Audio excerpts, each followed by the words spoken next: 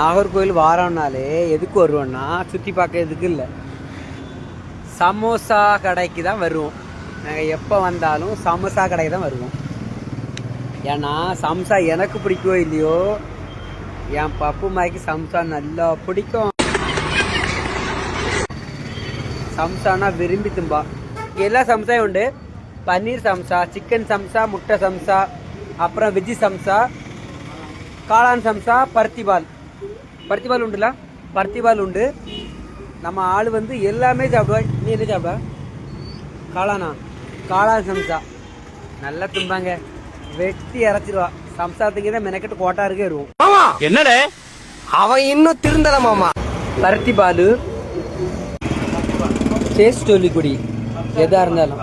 ஏமா வாய் பத்திரம் சூட நல்லா சூடாக இருக்கும். பார்த்து மெதுவாக குடி, உனக்கு தான், வேற யாரும் தூக்க மாட்டாங்க. நல்ல கலர் வச்சுச்சு அந்த பருத்திபால் தின்னா.